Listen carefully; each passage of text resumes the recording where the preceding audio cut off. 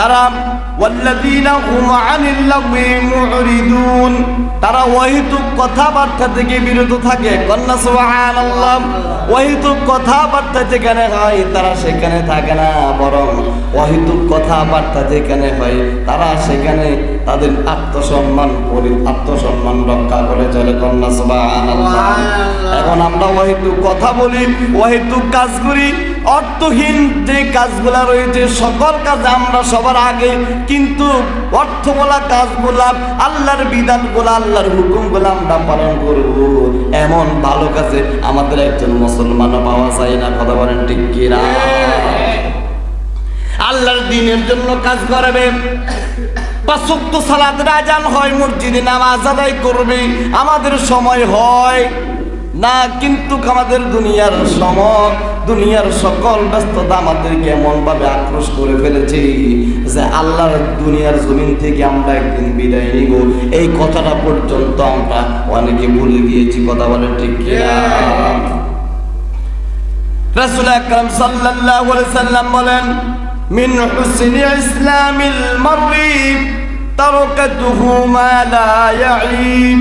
আল্লাহ রাসূলুল্লাহ সাল্লাল্লাহু আলাইহি সাল্লাম বলেন, সুন্দর মুসলিম হওয়া একটি নির্দেশনা হলো অর্থহীন কথাবার্তা কাজ ছেড়ে দেওয়া। কন্যা সুবহানাল্লাহ। এমন কোন কথা বলো না রে বান্দা যেই কথার কারণে তোমার আমলনামা ভারী হয়ে যাবে, এমন কোন কথা বলবা না, এমন কোন মিথ্যা সাক্ষী দিবা না, এমন কোন কাজ করবা না রে বান্দা যেই কারণে তোমার সময়টা পর্যন্ত লস হয়ে যাবে। এমন যদি কাজ করো, এমন যদি কথাবার্তা বলো, তাহলে তোমার স্থান হবে জাহান্নাম। আর যদি এইগুলা থেকে বিরত থাকতে পারো, আল্লাহ রাব্বুল আলামিন তোমাদের মুমিনের কাতারে রাখবে। কন্যা সুবহানাল্লাহ। আল্লাহ রাব্বুল আলামিন পবিত্র কোরআনুল কারীমে ঘোষণা করে দিয়েছেন, ওয়াইদা মারু বিল্লাহি মারু কিরামা। আল্লাহ রাব্বুল আলামিন বলেন, রহমানের বান্দারাও তারা হলো অর্থ কাজ যেখানে চলে তারা ওই পথ এগিয়ে যায়, কিন্তু অহেতুক কাজে তারা সময় দেয় না। কন্যা সুবহানাল্লাহ। রহমানের বান্দা তারা অহেতুক কাজ করে না, অহেতুক কথা বলে না, মিথ্যার সাথে জড়ায় না, অনর্থক কোনো কাজের সময় দেয় না, কারণ সময়টা আল্লাহর দেওয়া মূল্যবান সময়। এই সময়টুকু তারা এড়িয়ে চলে, এই জন্য আল্লাহ রাব্বুল আলামিন তাদেরকে মুমিন ঘোষণা করেছে। সুবহানাল্লাহ। তাহলে 1 নাম্বার হলো নামাজ আদায় করবে খুশুর সাথে, বিনয়ের সাথে, নম্রতার সাথে। 2 নাম্বার হলো তারা ওয়াহিদুক কাজ থেকে বিরত থাকে। কন্যা সুবহানাল্লাহ। আল্লাহ রাব্বুল আলামিন বলে, বান্দারে ওয়াহিদুক কাজ থেকে যত বিরত থাকবা, আমি আল্লাহ রাব্বুল আলামিন তোমার ঈমানের জজবা তার থেকে আর দ্বিগুণ করে দেব। কন্যা সুবহানাল্লাহ। 3 নাম্বারে মুমিনের বৈশিষ্ট্য হলো আল্লাযীনা হুম লিযাকাতি ফাইলুন। মুমিন বান্দাদের 3য় গুণ হলো তারা যাকাত সম্পাদনকারী হবে, তারা যাকাত প্রতিষ্ঠিত করবে। আজকে আমাদের সমাজে দেখা যায় যাকাতকে তারা জরিমানা মনে করে। কথা বলেন ঠিক কি না? আয-যাকাতু মাগরামান।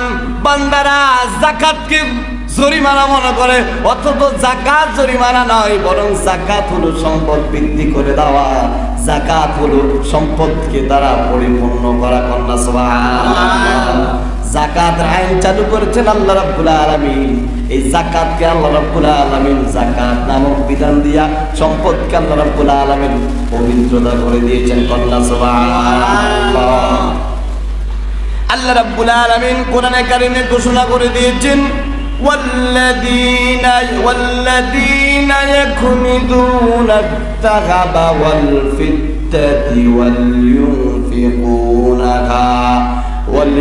ولينفقونها في سبيل الله فبشرهم بعذاب أليم يوم يحمى عليها في نار جهنم فتكون بها جباههم وجنوبهم وظهورهم আল্লাহ রাব্বুল আলামিন বলেন, যারা সোনা রূপা সঞ্চয় করে, মাল সম্পদ করে, কিন্তু আল্লাহর রাস্তায় যাকাত দেয় না, আল্লাহ রাব্বুল আলামিন বলেন কিয়ামতের দিন জাহান্নামের আগুনে তাদের স্বর্ণ রূপা সম্পদগুলাকে আগুন উত্তপ্ত করে তাদের পাজনে, তাদের পাছায়, তাদের পিঠি এইগুলা দিয়া সেক দিবে আর বলবে, বান্দারে এই সেই তোর সম্পদ, যে সম্পদগুলা তুই দুনিয়ার জমিনে অর্জিত করেছিস, দুনিয়ার জমিনে সঞ্চয় করেছিস,